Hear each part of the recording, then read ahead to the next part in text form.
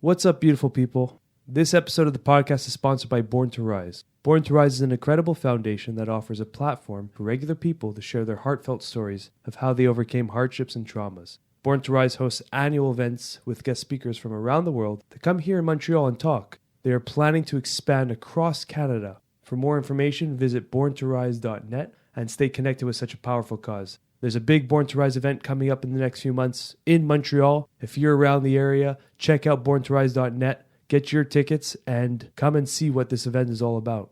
Are you tired of wearing the same old boring clothes? Don't you want clothes that represent something that you're passionate about, or just something that makes you and your friends laugh? Then go check out stylishremix.shop. They have super awesome t-shirts, hoodies, socks, and pillows with funny puns, movie references, and cute avocados to brighten up your wardrobe and make your style unique. Use the code name Chimps10 and save 10% off any and all purchases. If you want to get a nice gift for a friend, girlfriend, or whoever, they have a really cool t-shirt that's a Tyrannosaurus Rex holding a wine glass, and it says Winosaurus on it.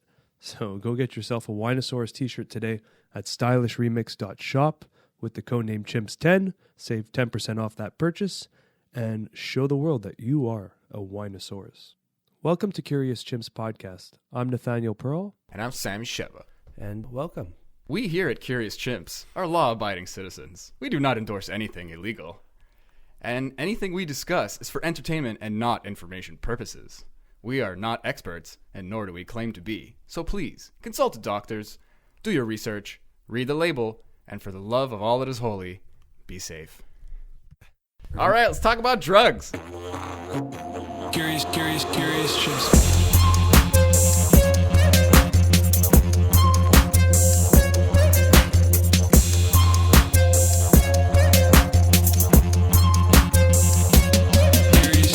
So, we got Andre here today. Mm-hmm. What's up, brother? Good, man. Andre's happy to be here. Yeah, man. Thanks for coming. Yeah, Andre's been my yoga teacher for a while, and we just connected to the studio. We're pretty much homies, and we've done this class where it's like a yin/massage class. Oh, you told me about it. And we've been doing it together for a while. You haven't been doing it for a while, I think, because you were gone for a bit. Yeah, there's a little schedule change, but I should be back on that pretty soon because it's a sweet class to teach. Yeah, man. And people really love it. I mean, it's a perfect combination, right? You're stretching, and then you got Nate coming around, giving you some active release. Active release. Yeah. Well, it's more whispering sweet nothing. Shh, it's okay. All they just hear is my sweat dripping and some huffing and puffing, but it's very calming.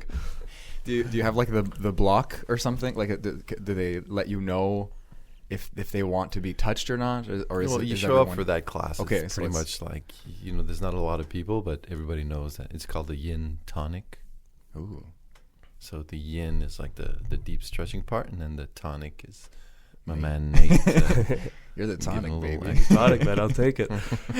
There was once, speaking of those little cards, this woman had she took the circle that says like sweating, and then the opposite side says like do not touch or something. Yeah, it's like just sweating. Okay. Yeah. So she put it there, but she put it to the one where it's like please touch, Yeah. But I just saw it and it registered, oh, she doesn't want to be touched. I didn't even read it.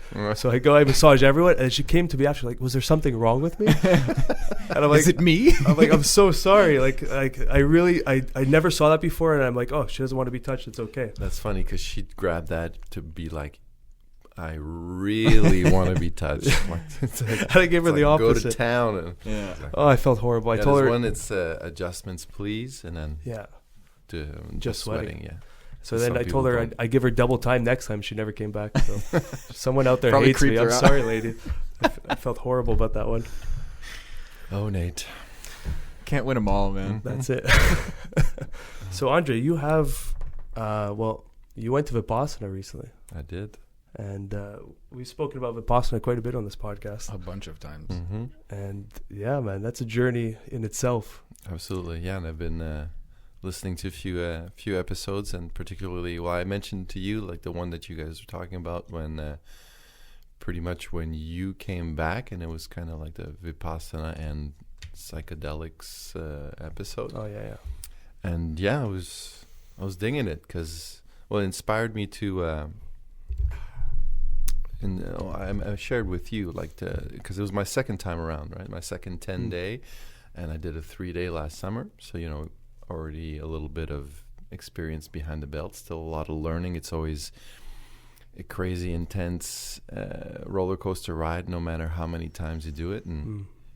But it was fun to, one of the things I remember you saying was when you were talking about the ceremony and kind of you feeling that you had at some point this kind of flow or vibe where you're just holding it down for the people who were there for the first time and all that, and that struck a chord. And I find that it was inspiring to kind of embody that at this particular time. Like, you're through your own shit, you have your own challenges, and they're super tough, but that just gives you that extra kick to stay seated and still for everyone else as well. That there's people that are hitting their heads against the wall for the first time with this, and it's like, and it's funny because I was in their shoes, and then I remember seeing the dudes, because it's organized. The people who've been there more often are at the front, so that you have this example of stoicism all the way to the back. And I remember being inspired by these people who were like statues the whole time. And then going to see them after, one or two people like, yo, you were my shit. I was looking at you, and like that made me stay a little bit longer every time. And then this time around, having somebody tell me that was like, and I still consider myself, really an amateur in this whole journey. But just having that, like, I was like, oh, there we go. You just keep going at it, keep doing the reps like you were saying, and somebody's going to get inspired, and it's going to make a difference with in somebody's life. But think about that. Just from being there, and being consistent in your practice, look what it can do to someone else without ever saying a word. Yeah. Yeah. Just holding space. It's just as simple as that. And I mean, I've been hard on myself for many years in that sense, in like wanting to make a difference and wanting to inspire and have the most impact possible, especially as a yoga teacher and as somebody who's sensitive to the world issues and et cetera, et cetera. But I remember distinctively this one time, just when I was starting to teach yoga, and as you start something new, you always have this kind of imposter syndrome, because you kind of fake it till you make it. You don't know if you're doing is right. And this one teacher, Jordana, Jordana from the studio, she came to take one of my classes, and I was talking to her about this, and she said, well, as long as one person in the class has their best breath of the day, then like your job is done. You did it. And it's similar. It's like if you're just doing your thing, and they might not even say it. It might take them years to share it, but you're making a difference for somebody just by doing you, right? It's like the lowest bar, but it's still so high, so it's so gratifying. It's like you're putting all this pressure on yourself to perform literally and teach and be so like in your head and like trying to manage something that's supposed to be like this education of peace and equanimity. And then someone hopefully comes along and says, hey, if one person had one fucking moment, all worth it. And you're like, you're right, shit, man. And for sure a bunch of people had great moments. You said one little cue, or you just didn't say something at the right time, and it changed their whole practice. And you're like, I know that feeling for sure. I've given that feeling, and it's easy rewarding. When you do anything in life, once you get into the routine, once you do it too often, then it's easy to kind of get a little blasé.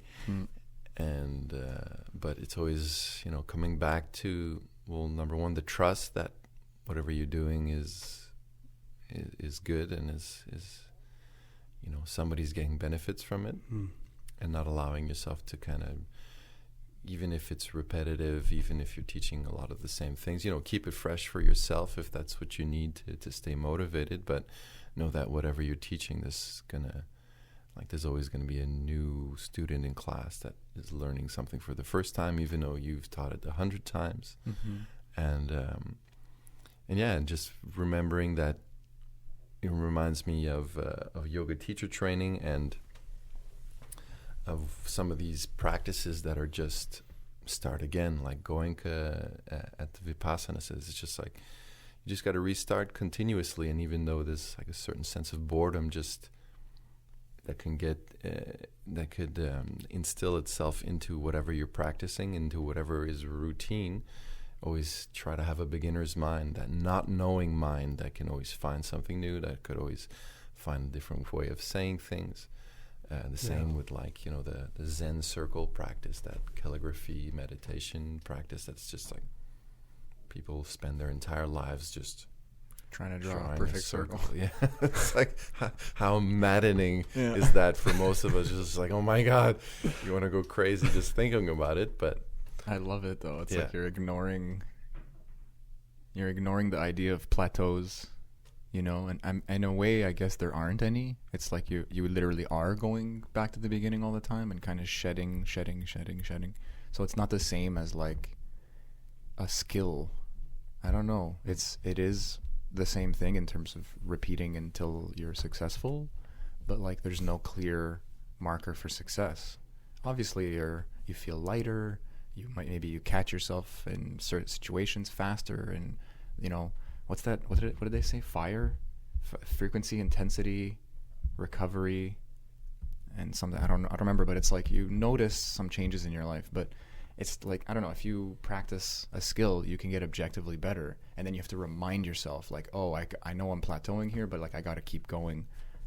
But with meditation, with looking inward, it's just like it's like a tornado. It's like a forest. Like there's no clear path. And at the same time, there is, because you just keep going forward. I don't know. The metaphor is breaking down in my mind a little bit, but it makes sense. 'Cause, I mean, like, no matter how many times you walk that same path in the forest, it's always different because the seasons change, the weather is different, et cetera, et cetera. So there's always something new to discover. And even if you let yourself just go in auto mode through that path, then for sure it's going to be boring. But if you just give yourself that check-in every time you step into that forest, that, hey, I'm here now, then everything is always new and everything is always rich and joyful and etc. Even when it's dark and tough, then you can still find something to learn, right? That's what was big about Vipassana, was that there were those peaks and valleys in that experience where, like, 2 days I felt zero, then the third day it was just like this insane DMT-like experience, and then the next day was like a collapse, and then the next day was a collapse, and then back up. And it's just like, it's just a reminder that you're observing it all. Yeah. You're observing like the down slopes, the up slopes, whatever, and that applies to everything. It's just, if you hold on to that experience, if I was in the bottom and I held on, then I'm going to be miserable, stuck there. But if I remind myself that it's observing it through, it's going to go back up, and it's just, you're this passive observer. So it's not that passive, you're still doing something, but also in the sense you're not doing anything. It's like this weird dance you're doing with yourself. Yeah, it's can be hard to explain as how exhausting it is just sitting on your ass for 9 hours a day. But we talked about this, on the way here. Yeah, we did. But yeah, that was, I think, one of my biggest lessons the first time around was, Goenka. There was a very much a moment of me projecting Goenka, the teacher, saying, like, I told you so, when he says, don't play the game of sensations, don't get attached to the highs or the lows. I fell right for it.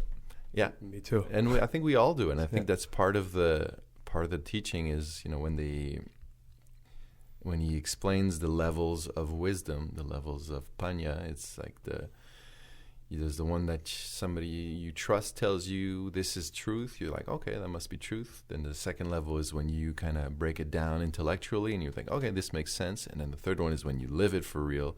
Then that's when you actually understand it. So no matter what people say, and I think that's the most profound thing about Vipassana, is really that living wisdom. I think that's, and the more I think about it, the more, like, every way of teaching or any spiritual tradition, et cetera, all need to integrate that. And I think that's the lacking of most teaching, it's just like, this is what you should believe. And perhaps they go to the next level and say, okay, this is why it makes sense. But it's like very, very seldom do you. It's intellectualized. Yeah. You know, they're missing in so many practices the actual experience of it. Mm-hmm. You know, you take the first two, you hear it and you apply it, but you don't live it. You know. Yeah. And that's a big portion that's missing, and that's creating more misery down the line, as Gwenka would say, you know? Yeah. It's like that first-person direct experience is not there for most of us. Mm-hmm. And that's why it's like we understand it, but we don't feel it. And there's like, I was telling my girlfriend, like, best way to describe Italy, if you've never been to Italy, the best way to describe Vipassana is like someone telling you how it smells in Italy, but they've never been. Yeah. It's like you got to go there and smell Italy and feel the texture to really experience that moment. Yeah. And that's Vipassana. It's like you're experiencing what they're talking about. You're not just reading it and hearing about it. It's funny too, because that's like the big maybe one of the biggest walls is like a beginner coming in and hopefully having guidance or like a teacher or something. And it's nice to have this built-in intellectual nugget that tells you this is not intellectualizable, you know? But then that's hard to chew on, first of all, because you have no context, and you have to go right into practice. So it's like a little bit of a blind faith. There's that beginning of someone just telling you, trust me, this works. Mm-hmm. And that's why you kind of have to live that truth for someone to go, okay, I'll give it a shot. But a lot of yoga it's not this. You can't really point at what it is because it's so personal to the person. So you're just saying, not this, not that. You know, like you're like, just make mistakes, just find, look, search, and then you start circling around something inevitably, and you're like, oh, okay, I get it now, or I'm starting to see the direction or whatever, you know, or the flavor, the attitude, whatever it is that you're trying to cultivate. It starts kind of just rising on its own or something, like bread. It's funny you say that. I'm hungry now, I think. I haven't had bread in weeks. Oh, it's true. I'm so sorry. You're doing keto. Like, why'd you say bread, Sammy? I'm not even craving it anymore. But ask me this 1 week ago, I would have attacked you. Like, I need some fucking bread. That's it. But it's funny you say that, because only recently, I think 2018 or 2017 is when I really understood what yoga really meant. And up until, let's call it 2017, I was so competitive in class. I would go in class, and obviously I'm not showing it, but in my mind I'm like, fuck yeah, I'm going to be the best one in this fucking class. I'm going to fucking nail these handstands, and this warrior pose is going to be better than anyone's. You just don't even notice you're doing it, right? Yeah. You're like... And then I don't know what happened. There was this woman next to me, and she was just so in her practice. She was in like mid-50s, so deeply in her breathing, and her eyes were closed like 99% of the class. And like I'd never seen her before. Like the first time I saw her, we were next to each other, and she was just so at zen, and I'm just comparing myself to her, and I'm looking at her. Her eyes are closed, and I'm like, wait, what the fuck's going on here? So then I tried the next class, and I just started feeling what my body needed rather than what I wanted it to do, and that like opened this whole other door of what yoga really is. And it's nothing to do about the physical appearance. It was just that meditative state of your body and mind connecting as one. And that like blew my mind back in 2017. So it's funny you said it. It's like that bread was cooking and it's finally rising. Just took like 4 years of practice for me to realize it. Yeah. That's like, you just put, the finger on one of the sources of frustration for, some yoga teachers who try to, put nuggets of, body connection, introspection in the classes. And, I often joke that, yoga, the physical practice, is like a gateway drug to mindfulness and meditation. I mean, that's like what it's been for me and so many other people, right? They're attracted by the physical practice, makes you feel good, you sweat, you have the boost of endorphins and etc. Teachers saying some bullshit about, breath and looking inwards and and at some point it actually happens and you're like, oh, wait a second, there's something more here. And then it starts to unravel. Sometimes it takes years and years, and some people just continue practicing power flow, gung-ho, and it just goes over their head. And I mean, that's fine. That's what they need and whatnot. Yeah. But yeah, there's those moments of living the wisdom. Like somebody's been telling you this same thing repeatedly for years.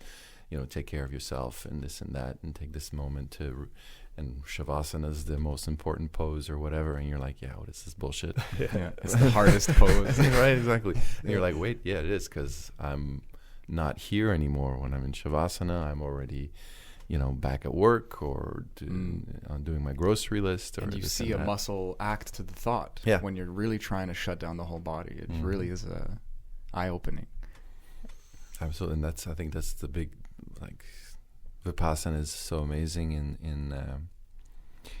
in that observing or noticing the mind and sensation connection. There's nowhere to run. Yeah. There's nowhere to run, and then in day-to-day life, especially if you continue the practice, but even if you don't, I think there's some lingering effects of just getting to know, noticing that you're in a certain state, and then something is jammed up, and being like, oh, I know that. Yeah. And just accepting, letting go. Yeah. And, Goenka-ji he says it. He's like, you're not going to become a Buddha after one 10-day course, but you were usually pissed off for 6 hours. Maybe you'll be pissed for 5 once you get back, and et cetera, et cetera. So it's like this process of... And that's that one good breath. That's a win. That's a good step. Exactly. Yeah. Oh, man. And I realized he says it this is a very long journey. He says in the video over and over again. Yeah. It's like a multi-lives, It's like... Even if you have small progress in this one, in their philosophy is like you're gonna have plenty more incarnations to continue that path. Yeah.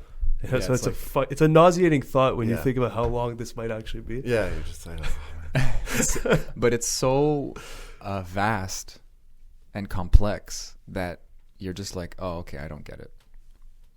I don't want to be dismissive. I want to reach where I can reach and understand and all that jazz. Yeah.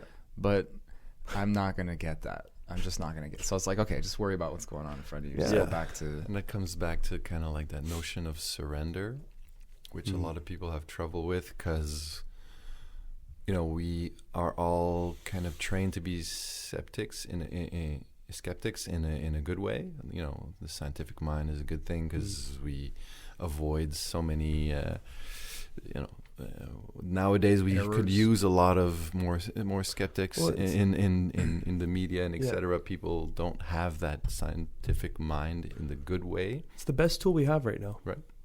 At least in the present moment, to assess information. Yeah, I was talking about that skepticism makes people avoid the surrender though, because it's rewarding. It's like your ego feels like you're getting a hang on something, and that's why some people leave. And it's addressed in the teaching as well. It's like, you think that this is not for you, or what is this hippy dippy bullshit? And this is just big resist for sure. It's just resistance that you're creating for yourself, and instead of just giving it a shot and actually seeing what's on the other side, right? And then when you have those walls of resistance, you're not only are they there, but you're tricking your mind into believing those walls. Mm-hmm. And then it's like you're just identifying defense mechanisms. Yes. You just perfectly described defense mechanisms. Yeah. I read somewhere even, I don't know how true this is, but when I read it, I was like, yep. Apparently when you learn, just when you are creating new neural connections, your brain kind of interprets it as pain. So when you're changing the way you see things or the way you experience life, when you're learning new information, there's biological resistance. It's like if I need to know this, it's gonna get connected. So I'm gonna resist it. I don't know, it's like some weird evolutionary mechanism. I guess so that your brain doesn't rewire itself constantly without any resistance, because we'd be just crazy motherfuckers. Yeah, actually, I've heard. I think Aubrey Marcus talked about it. It's like we're like a tree, So imagine a tree was following the sun really quickly and flailing around. It would snap itself off, and it would need so much more energy. It's it's good that we don't just think and become, It takes a lot of. Sometimes they tell you 15, 20 times before you actually finally learn it. I think that's a good thing. But it is painful though, because I have a friend, she's never done Vipassana, but she's very in tune with herself and thus says a lot of universal truths, And she talks about the ego or some recent experiences or hardships or something. She feels like she shines a light on the ego, and it's this gross kind of it needs love like everything else, but it doesn't want to be seen. It wants to control in the background and be the thing that you are, in a sense, be the identity. And it doesn't like being revealed for all of its ugliness, for all of its, like, it just wants to lie and be the perfect like face sort of. So Vipassana is just like we said, there's nowhere to run, and you just widen this beam of light, and then this thing is running around like a cockroach with no fridge to go underneath, like it's just like fuck and eventually it kind of exhausts itself, or maybe it doesn't, but you're just there like looking at it, and it's doing what it's doing, and you feel a little more removed from the mechanism or something. I don't know. But you said it best. It does exhaust itself. Because of this duration of 10 days, there's literally only so much bullshit you can spew out into your mind before it's just starts to get old. All these defense mechanisms. And sometimes they say it's like day 6 is like one of the hardest, or day 5 was like one of the hardest days or something. Yeah, 2 and 6, I think it was. It's like day 2 and 6. Yeah. And I think it's day 6 is because the ego is so exhausted from the repetitive 4:30 a.m. wake up bell, the fucking going to bed at 10, the sitting down for 8, 9, 10 hours, whatever. And then it just said by day 6, you're like, I can't do anymore. And that's where the real work happens, because that idea of self is completely washed out. I lasted till day 4, I think, when I was like, I'm not even halfway through, and my mind just went like, get the fuck out of here. And that was a rough day, and then I'm like, okay. Yeah. I just gave up. The rest of it was... So that's surrender, yeah. And then for me, it's like a loop. Like the faster you break down, the faster your ego builds itself back up, and there's always this cycle of, it's not just one layer. It's not just like that one cockroach. It's like you find that one cockroach, and you look at him, and then you realize that there's a family behind the wall there that's falling apart. Or like it's like made of. Like the cockroach is made of cockroaches, or made of rooms with other lights with other cockroaches. They're like, It gets really fractal or something. Yeah. That's a good point, though. It's because when you're taking the bricks away from that ego, you're putting the bricks behind you, and you're building another fucking ego. And it's like levels of bosses that you have to face to get to that state. I like that. Yeah, I just thought of that. I was just like, fuck, because that's how it felt. Yeah. It's like I was piecing off. I'm like, fuck yeah, we're getting deeper. Yeah. But this fucking wall is towering over me, and before you know it, I'm just like, fuck. This is literally like a craft or a game or something, and people who've played it before are like, okay, this is gonna happen, and then you're gonna think this is happening, but then this is happening, and then like Vipassana is really good for that too. They give you so much context that you don't even know what they're talking about at first, and then as the days go on, you're like, oh yeah. And I was a little apprehensive going back and having to, 10 days of audio tapes and the same thing and all that, but it was great because you get to really get deeper in your practice and kind of tune out when you know what's going to be said. And then there's always these snippets of things that you perhaps forgot, and you're just like, oh, wait a second, I get that. And he said it like 1,000 times the first time, but it didn't really sink in. But now it's actually sinking in for real. Little Tetris piece falls in the right place. Like, wow. And speaking of kind of gamification of it, I think it's something that's useful. It's like a double-edged sword. It's like any visualization or any kind of over-conceptualization could impede the practice, but I think that kind of this boss levels and etc. is useful to help you just start again and be like, no, okay, that's just an infinite video game of me facing me.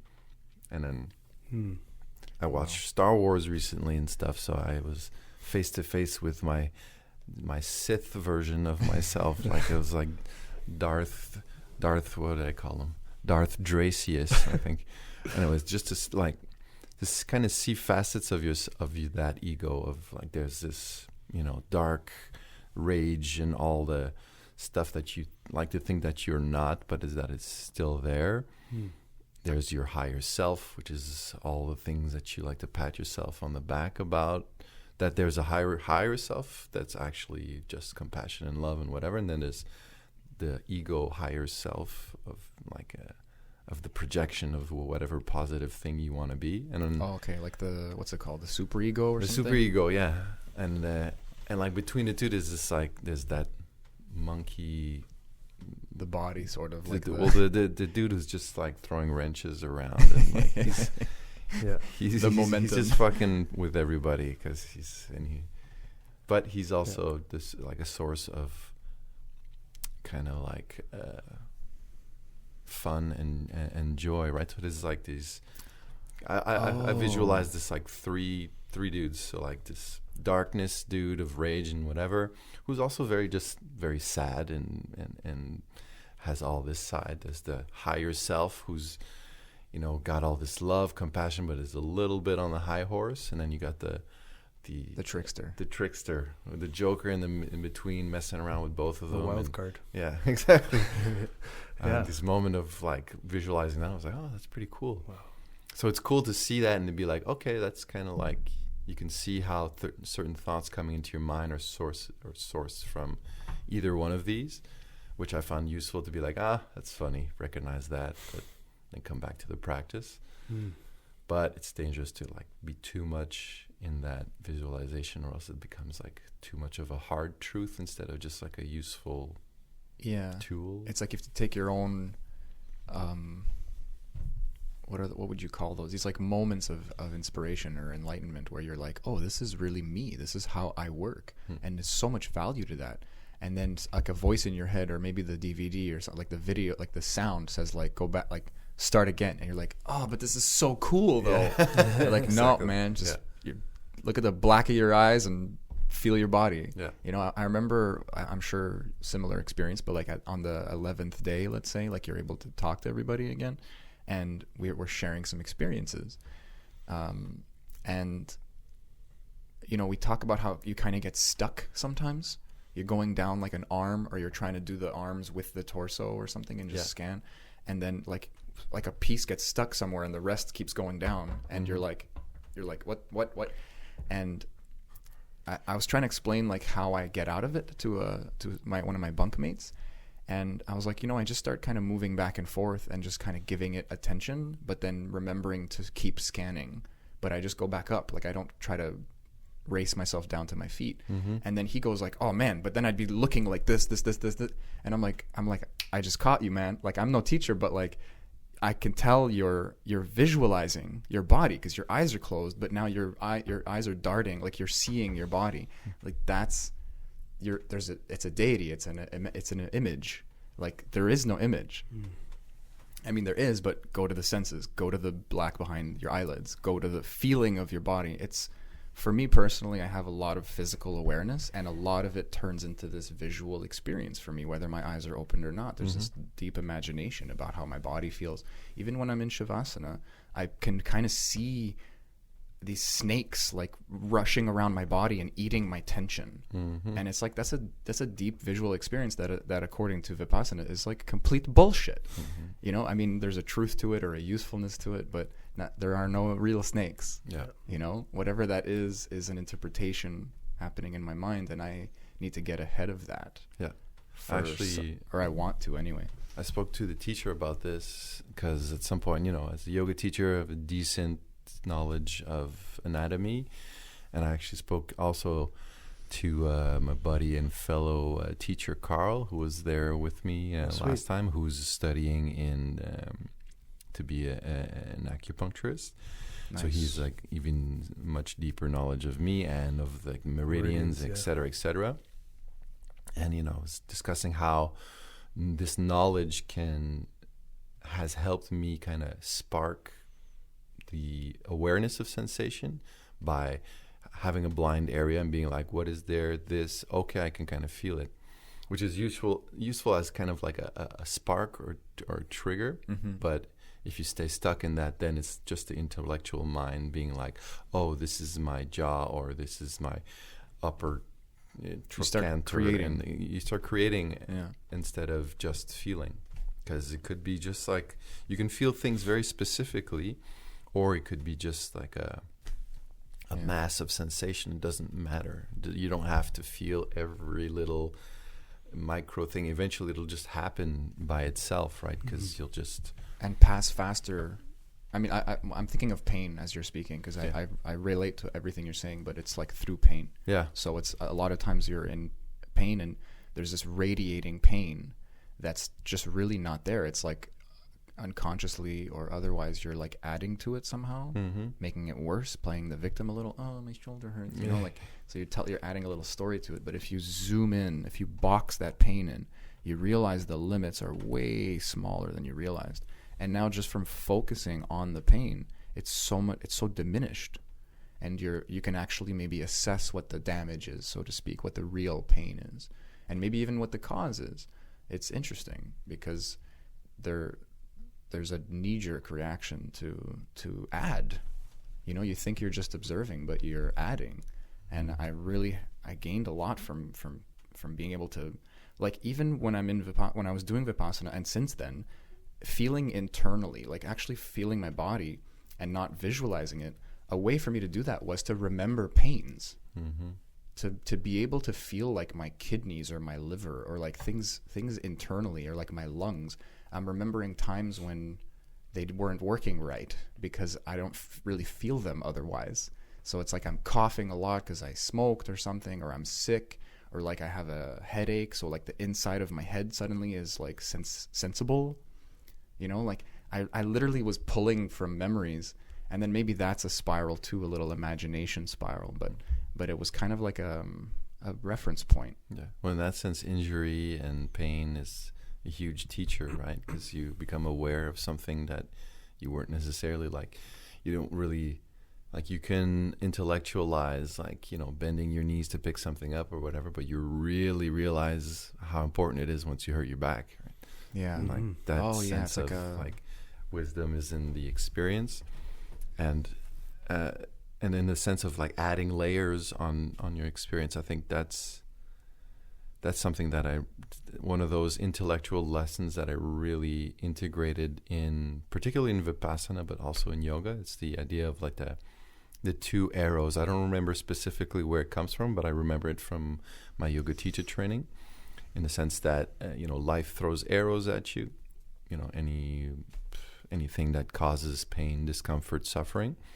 And we have this tendency of shooting a second arrow in the same spot by being guilty because of our reaction, or making whatever pain it was worse by adding layers of projection of that pain is going to come back, and et cetera, instead of just seeing the pain and being like, what's the actual damage that this thing is creating?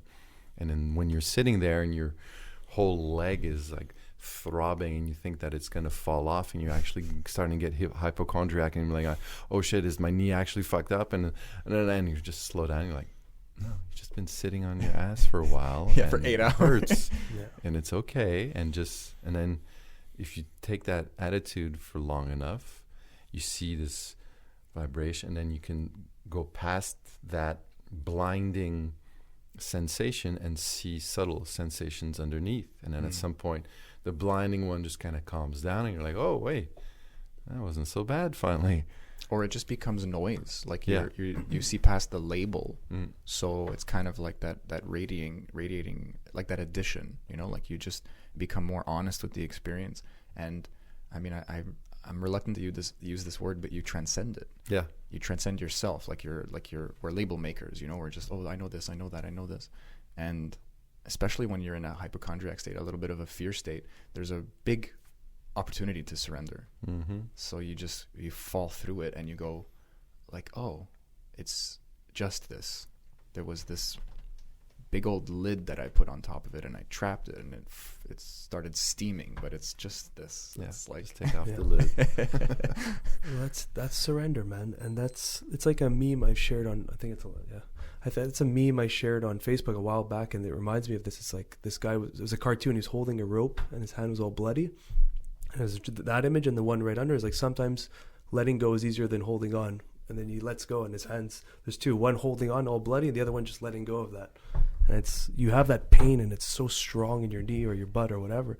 And then at some point, you either just look at it, and instead of like, fuck, this is terrible, you just kind of back out, and it just dissipates in front of your eyes. And it's only painful because you were really holding on to that pain. Maybe even physically.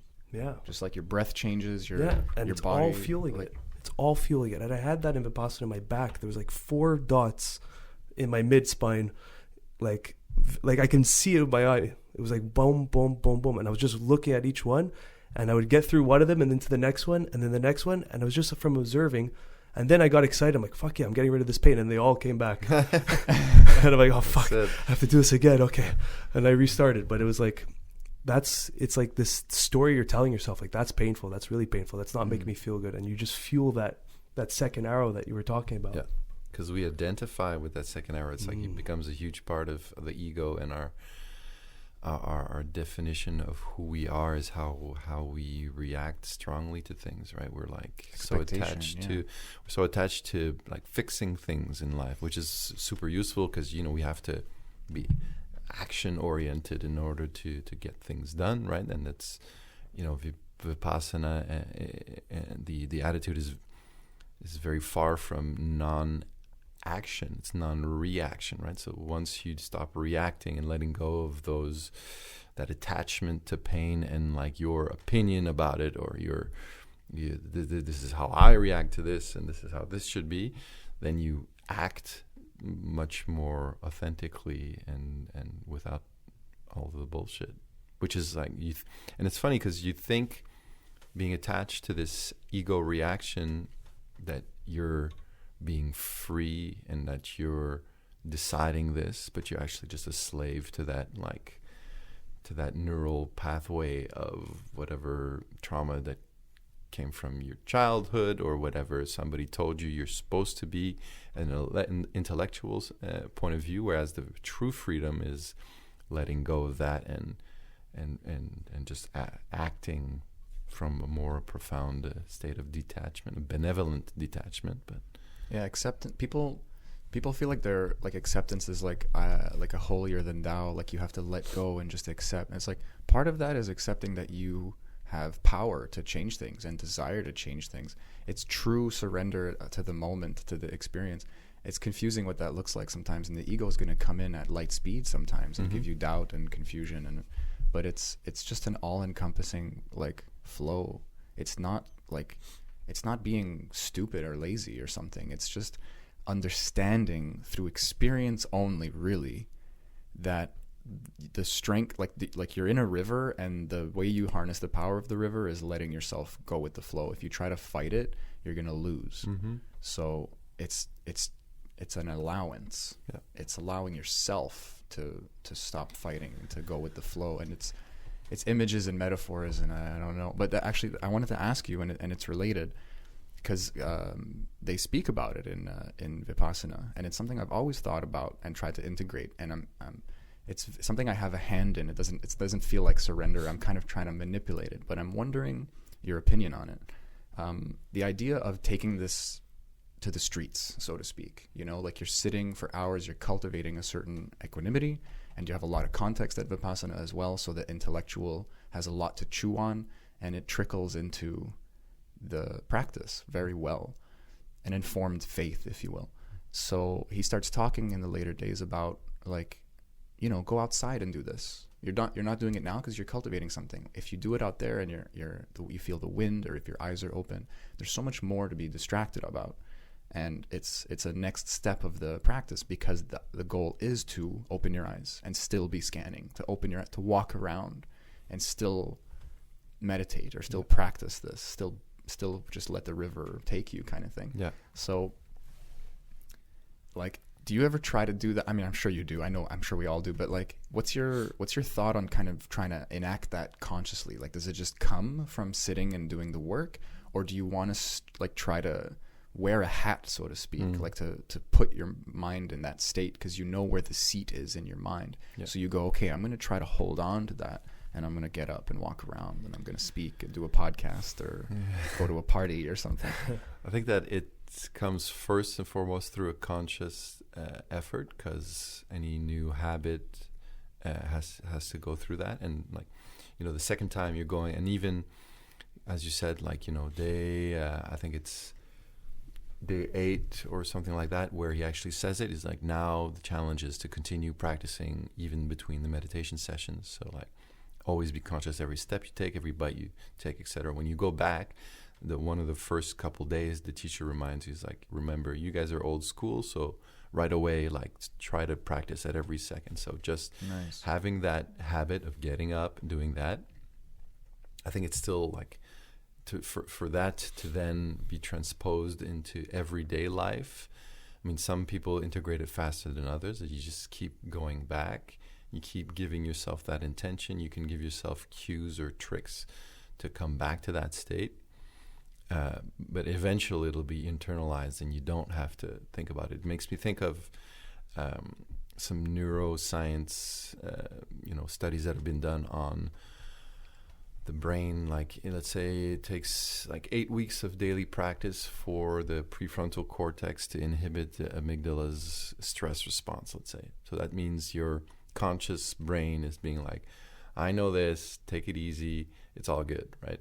But there's that process. But after 20, 30 years of practice, there's not even that blip prefrontal cortex that's activated. It's just like you've trained your amygdala to just have a more controlled response to things. And I think that's the same notion of isn't your amygdala control your? It's like the emotion. It's like the emotion center, yeah. So it's like the reptilian part of the reptilian brain. So it's the emotional center, which is so for most concentrated, like focused based meditation, it'll dampen the activity. But for something like loving kindness meditation, then it fires up the amygdala, but in a positive way, right? Then it sends all these connections of sending out love and compassion, etc., etc. But all that to say that, yes, I find like after the first time, you try and integrate a little bit in daily life, just as it's tough to integrate a daily practice and stick to it. At some point after a couple times going, I went to the 10-day, I went to the 3-day, and now back to the 10-day, it gets easier to integrate a daily practice. It gets easier to have these moments of, oh yeah, I forgot I'm supposed to be aware of my sensations. And that just... Yeah. Even in my question, it's like I forgot it. I can almost hear, like I had the teacher at the time, and I would ask questions, and he would have almost the same answer every time. It's like, just observe, bro. Yeah. Like, what are you talking about? Like, you have one job, and it's like, oh, fuck. Simple like, I keep tripping over myself, and it's like, no. Just observe. You're like, fuck. Yeah. It's so simple. It's so hard. Yeah. It's that domino effect. It's like that automatic... like as soon as you come back to that just body scan, it could be moment, and that's it could be just a moment, and that's why I had a lot of hard time the first time coming back, because I was hard on myself for missing meditation, etc. And the second arrow, voila. And instead, I'm just like, any moment of the day that I can take to just be like, zero. Oh, okay. Sensations. Oh, yeah, something's hurting. Something's feeling. Oh, I feel that stress ball. That's cool. Yeah, okay. Yeah. Then you did it, and just that allowance or allowing myself to have that space. I've meditated every day since I got back because of that, just like freedom that I've given myself instead of it's rigid. Yeah, the rules. rigid. Yeah. It's. We talked kind about of it. Contradictory, right? That like you go there, it's super disciplined, super rigid. He even tells you like do an hour in the morning, an hour at night. You know, like. And in my mind, I was thinking about that on my way here, and I was like, they say that probably because it's the best way to do it, because it's like twice a day, etc. You get to process whatever you went through. You clear out your brain from the night's sleep, clear out your mind from the day that you had. But probably knowing that an hour in morning, an hour night, it's like even if you do 10 minutes in the evening, 20 minutes in the morning, as long as you have that direction or that intention, the bar is there. But if you go anywhere under it, you're still maintaining practice and that's still very beneficial, right? Yeah, repetition. It's like it's hard to remember that. Like we say it a lot, but it's like I don't have the faith yet, or I guess I'm getting there. It's repetition. It's just reps, man. Yeah. We're just monkeys. We're just programmable. Just repeat. It's remembering just like this one, like one of the. I was talking to Carl about this on the drive back, talking about keeping our practice alive. It's remembering that it's not just a chore. That it's every time you sit, it's a gift that you're giving yourself, right? just like going to the gym and etc. You can see it as, oh fuck, I gotta go back, I'm committed. And sometimes you do need that little kick, but if you remember that you're giving yourself, it's Christmas every day. If you do that for yourself, then you remember Schwarzenegger so when he's like, I'm coming into the gym, I'm coming all the time. I'm coming backstage, I'm coming on stage with 5,000 people, I'm coming day and night. But it's true, man. And I think part of it is we play into the second arrow of just creating this self, what's the word for it? Just like self-sabotage, destruction of yourself, because fuck, I missed the day, I suck, and that voice repeats. We spoke about that in a lot of podcasts, like just reprogramming that mindset, because it doesn't actually benefit you in any way. It's just, but we've put so much attention on it. Maybe it comes from childhood, from authority figures putting you down, whether it was parents, whether it was teachers. It was repeated at some point. Yeah, it's and it calcified. Yeah. And it's just part of us, and we're unprogramming that, but it's going to be painful and a lot of work. But it's like you said, little wins, 5, 10 minutes, 15 minutes, eyes closed if you have 5 minutes in the middle, in between classes, let's say. I call them cat meditations. You just close and then you hear a sound and you're like, and you close again. Well, that's what it is, because sure, there's the practice itself of sitting, but like when you're there, you're supposed to do it at all times. So it's not just when you're sitting, right? So if you do it for 30 seconds, then you're still doing it for 30 seconds. And the teacher often said, when the new students especially have a really hard time, and they're like, this whole hour I was thinking about this, that, and the next, and zero equanimity. It's like even if you have one single moment of focus and clarity, it's like checkbox, win. You nailed that meditation. You got it, right? Yeah. And that's all we need sometimes, is that little self pat on the back, because you forget, you keep doing something, digging the same hole, and getting discouraged because you haven't hit the water or hit the treasure yet. But this treasure all along the way, right? Yeah, you forget that. It's hilarious how the mind works.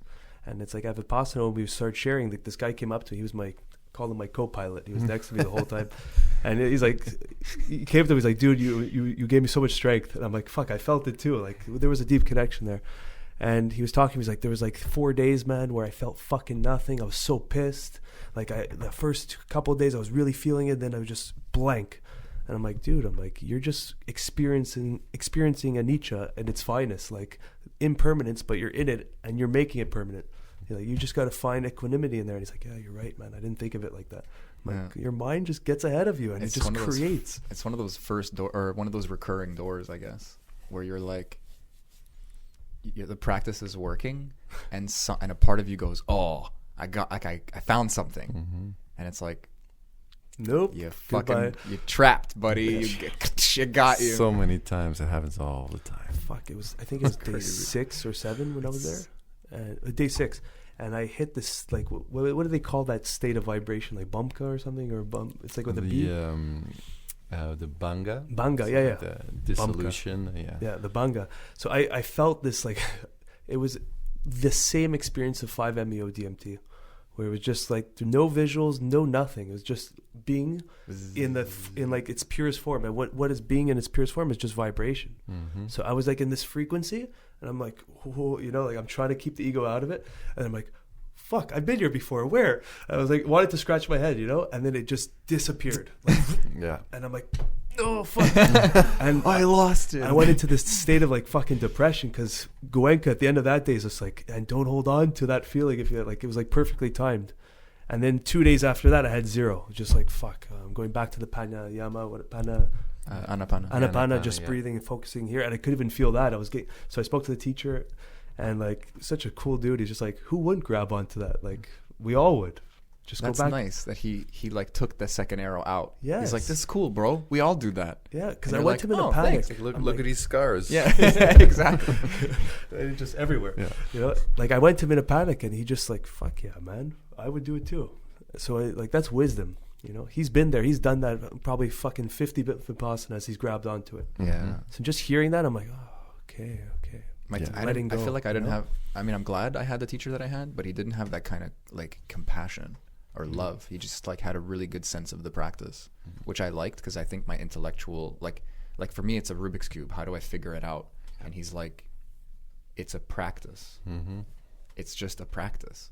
And that clicks really hard for me. That's something I tell people a lot. I hope it clicks for them too. But it's like, I'm but for him to just be like, oh, I've been there, man. Humility. That feels really good. You're like, oh, like you're the teacher in this situation, but you're saying like samesies, bud. Yeah, that's cool. Exactly. And that's what must be a challenge for the teachers, to keep that compassion and that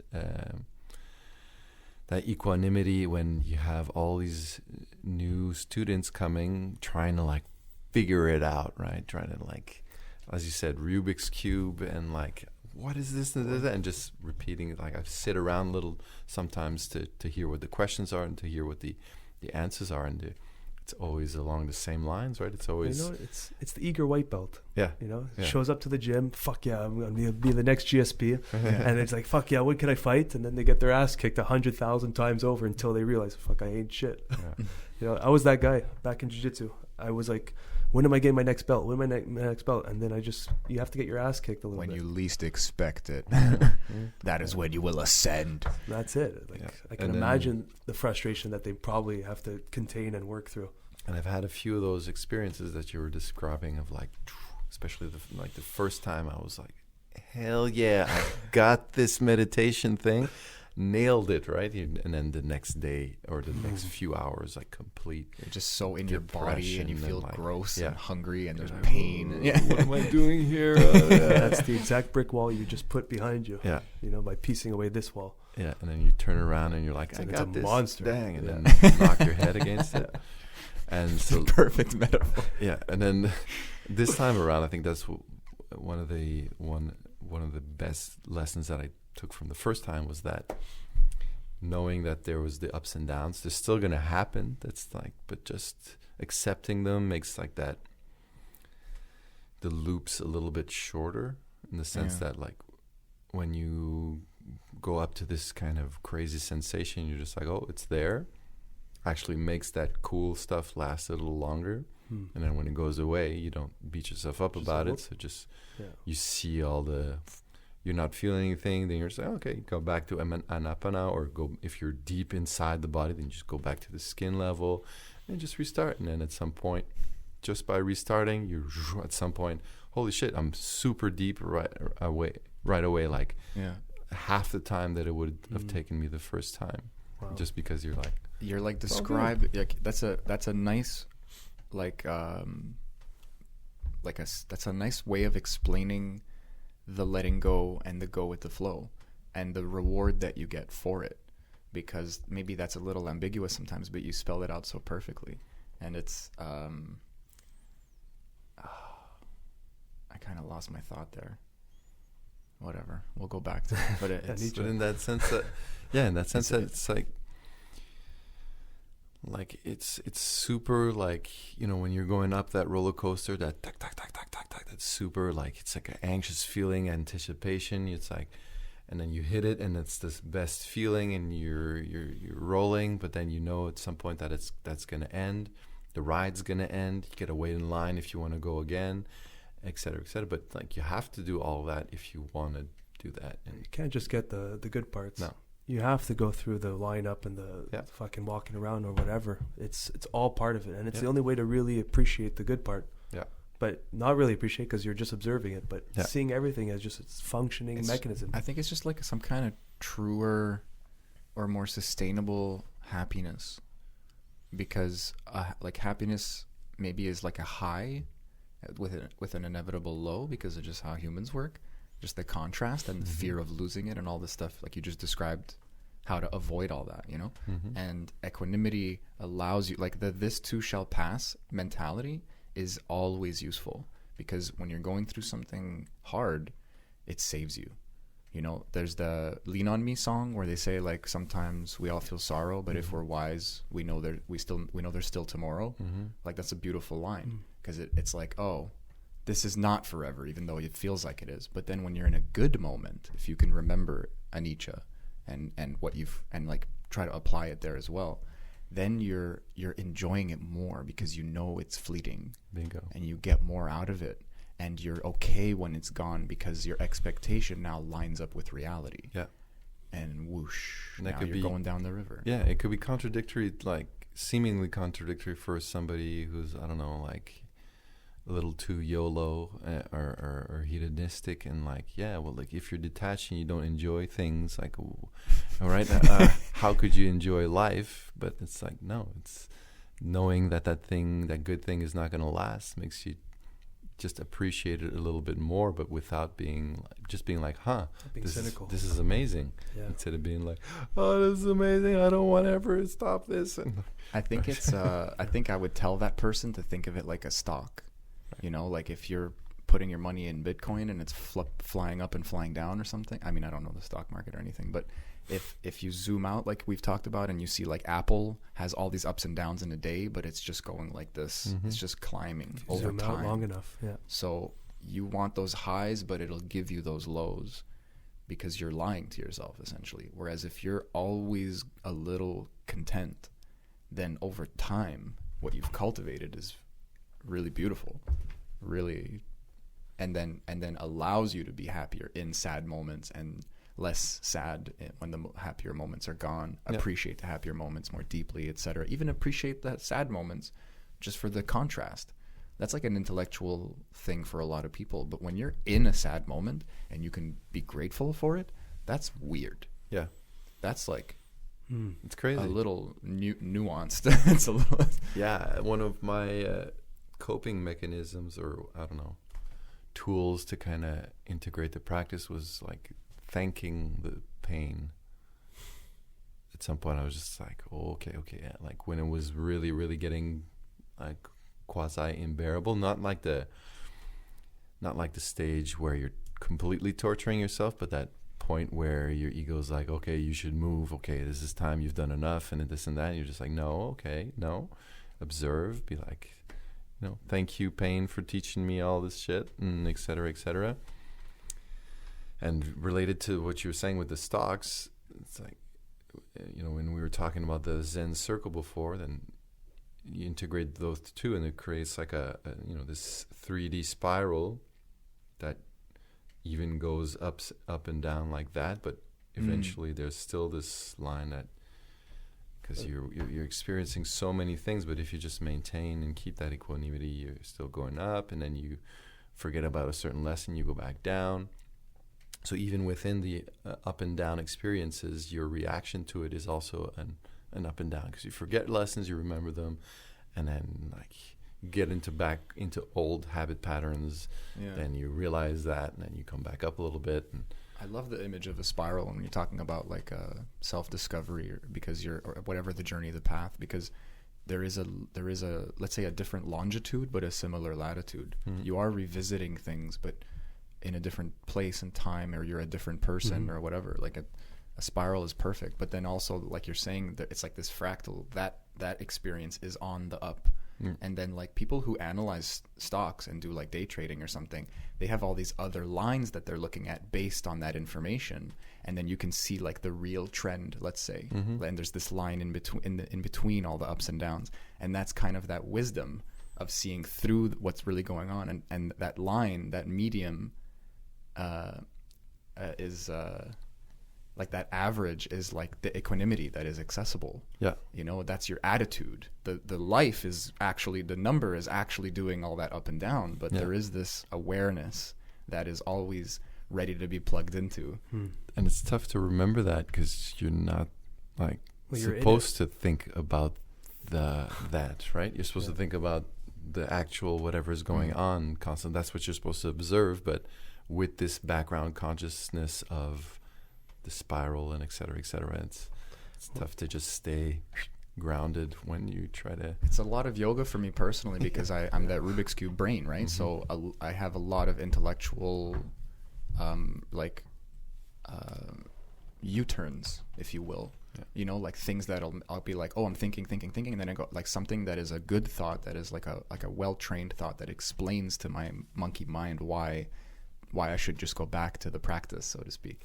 So it's useful. I mean, as a yoga teacher, I'm sure you know like the there's different schools of thought. You know, there's the postures and the meditation and stuff, but then you can go into the scriptures. You can go into just focusing on daily action and servitude. And then there's also the idea of just praising God or whatever that means to you, and just singing and chanting, and all of these have a way of getting you to the same place.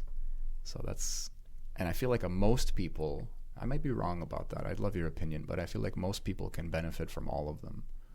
Some people just hit one note and it gets them there, but I don't know. Well, I think everything, there's a lot of forms of yoga, spiritual practice, or even like sports that can get you to a certain state, I think. But it makes me think of this book I've been reading called Altered Traits by these two scientists who've been studying meditation for like 50 years or something.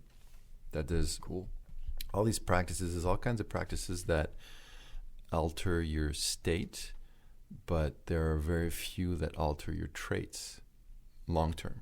Say. So, I mean, Vipassana is something that's really deeply covered as well within the teachings, right? The opinion of, you know, a mantra meditation or chanting or spiritual visualization is great for focusing the mind, for calming you, but it's not addressing the deep-rooted issues and like really rooting out some profound stuff. And it's similar to like a short-term meditation or short-term meditators, you know, from all these studies, be it neurologically or just in their opinion of their own happiness or you know how they're acting in life. It's like this short-term states that are attained from short-term meditation, but the long-term traits are only modified once you go really, really deep. And I think that applies to all of these things. I think you can really have if you maintain your practice of physical postures, of jogging, of going to the gym, of chanting, of all these things, you're going to get these altered states, which may have some trait effects on the long term. They're like condensed. Yeah, just because you've integrated that completely and you have this constant release, so that, like, you know, it's a lot lighter. But I think that like that really that self-observation is the only way to go, like completely super deep into some deeper core things. Like you can, like, I love chanting as well because this vibrations, but it's like at some point it wears off.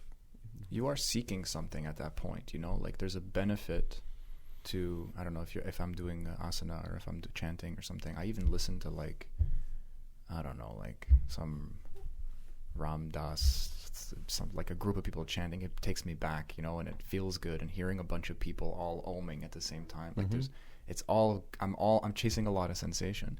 And in those moments when that doesn't work or when I can't access those, I'm strongly reminded that there's really one practice, and it's accept. And it's really fun to, I mean, it's starting to get fun because I'm that second arrow is less present in my life. And I'm just like, oh, like I'm trying to sleep and I can't, and I'm stressed about work tomorrow. Great time to observe. Oh, I'm like having sex. Great time to observe. Oh, I'm high as fuck and like a little drunk and I'm dizzy and I don't know what's going on. Perfect time to observe. Anytime you're doing the dishes, like there's so many. I'm trying to think of times when you just don't want to be there, sort of. Yeah. And your skin is crawling, and this sinks you into your body instead of taking you out. Stuck in traffic in a snowstorm. Perfect. It's hard to observe. Perfect. Stuck in traffic. Like you could be shaking at the freaking wheel and screaming and stuff. One time I was stuck in my car and it was so hot, and I just said fuck it. I started blasting the heat and I put my coat on. I'm like, free sauna. Like I don't know. I just went with it that day. I was like, nope, I'm gonna have fun. That was like us on the way to ayahuasca. We were just in traffic, no AC, just burning up in the car. Yeah, remember that? And it was funny. You even said it like, this is the first step. We're not even there yet. It's and already, we're already surrender has begun. Exactly. I just want to. I love this conversation, but I think, does it beep at 30 minutes or only hours? No, we're probably over. I thought of it Okay, also. because he has to go. Oh shit! What Oh time is it? shit! It's 11:30. What the fuck? Oh, We've been doing this quite a snap. bit, man. It's Andre, like I wish they could precisely. have been like 3 hours. This is fucking fun. Yeah, we could have. Absolutely. All I wrote down was slap yoga. Jeez. That's all I'm gonna remember. This is great, man. Yeah. That was a pleasure to have you, man. That was fucking Pleasure to be fun. here. Yeah, absolutely. And we'll have another chat once I get into DMT and ayahuasca and stuff. Boy, that's where the theory continues Yeah, into exactly. practice, and that's I find Vipassana is like one of the best prerequisites for psychedelics. Like, you've already experienced it, but for those who want to experience it, if you have the 10 days, it will teach you a lot about surrendering and observing, and that is like the main principles of the psychedelic realm. It's like you got to observe and you got to surrender, no matter how fucking hard it is. Amen. All right, everyone, that's all we got to say. Well, you usually give the floor to the Yeah. guest if they have some Instagram or something. I don't know. Like, we got some people listening. Maybe they can check you out. Well, my Instagram is Dre B Living. Nice. I love it. Like the letter B. Because Okay. my last name is Barsalou as well. So Okay, people, awesome. my friends call me Dre, so Dre B Living. And so I post. I'm like not super active, but I post my retreats up there. Nice. Post some inspiring stuff when I feel so inclined about meditation, Vipassana, food, regenerative agriculture, and things like that. So always looking to connect with people who are curious about that stuff. And Fuck yeah. Yeah. We'll put a link down there in the description, and until then, Let's come back, man. Yeah. This is lovely talking. I to would you. love that. all right, Stay everyone, curious, chimps. stay curious. Mwah. Dude, that was fun, man. Yes, that was cool. Thank you. Thank you for listening to this week's episode. If you like what you heard, click the subscribe button below. You can also follow us on social networks such as Facebook, Twitter, and Instagram, all under Curious Chimps. You can also check out CuriousChimps.com. You can send us an email, check out blog posts, see when the latest podcast comes out. And until next time, stay curious.